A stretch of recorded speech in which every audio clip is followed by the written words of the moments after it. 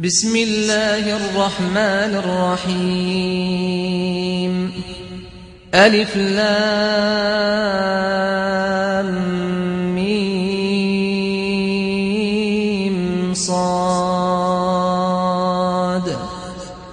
كتاب أنزل إليك فلا يكن في صدرك حرج منه لتنذر به وذكرى للمؤمنين.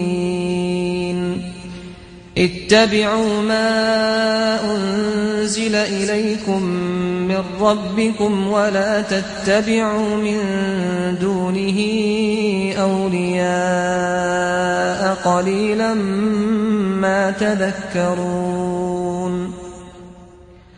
وكم من قرية أهلكناها فجاءها بأسنا بياتا أو هم قائلون. فما كان دعواهم إذ جاءهم بأسنا إلا أن قالوا إنا كنا ظالمين. فلنسألن الذين أرسل إليهم ولنسألن المرسلين. فلنقصن عليهم بعلم وما كنا غائبين. والوزن يومئذ الحق فمن ثقلت موازينه فأولئك هم المفلحون. ومن خفت موازينه فأولئك الذين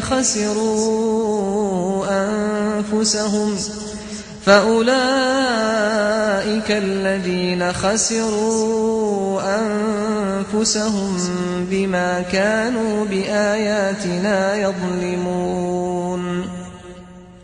ولقد مكناكم في الأرض وجعلنا لكم فيها معايش قليلا ما تشكرون.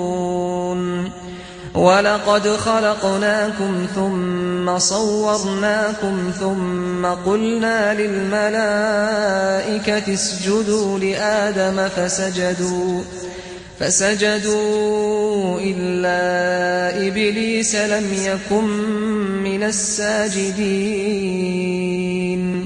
قال ما منعك ألا تسجد إذ أمرتك؟ قال أنا خير منه خلقتني من نار وخلقته من طين. قال فاهبط منها فما يكون لك أن تتكبر فيها فاخرج إنك من الصاغرين.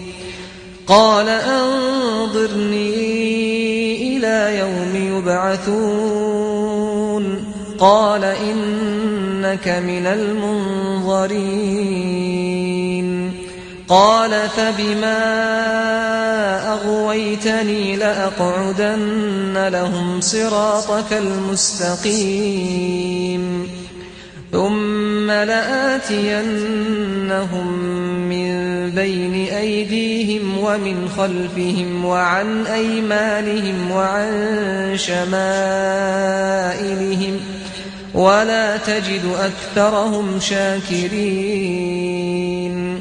قال اخرج منها مذءوما مدحورا لمن تبعك منهم لأملأن جهنم منكم أجمعين.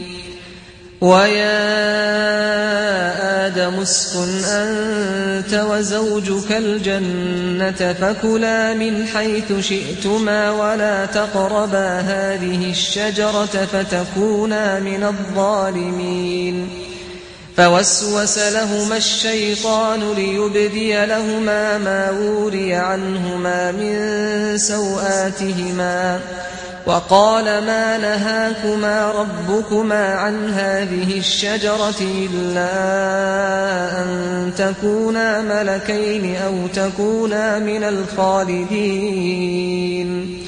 وقاسمهما إني لكما لمن الناصحين فدلاهما بغرور فلما ذاقا الشجرة بدت لهما سوآتهما وطفقا يخصفان عليهما من ورق الجنة وناداهما ربهما ألم أنهكما عن تلكما الشجرة وأقل لكما إن الشيطان لكما عدو مبين قالا ربنا ظلمنا أنفسنا وإن لم تغفر لنا وترحمنا لنكونن من الخاسرين قال اهبطوا بعضكم لبعض عدو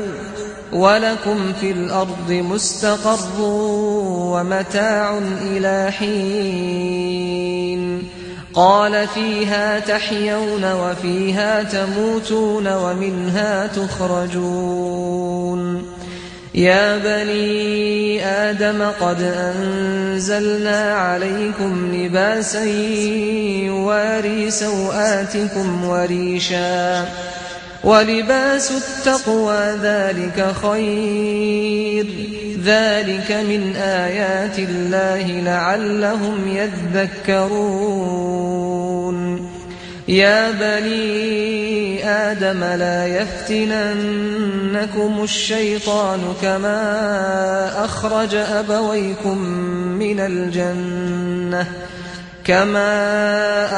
أبويكم من الجنة ينزع عنهما لباسهما ليريهما سوآتهما إنه يراكم هو وقبيله من حيث لا ترونهم إنا جعلنا الشياطين أولياء للذين لا يؤمنون وإذا فعلوا فاحشة قالوا وجدنا عليها آباءنا والله أمرنا بها قل إن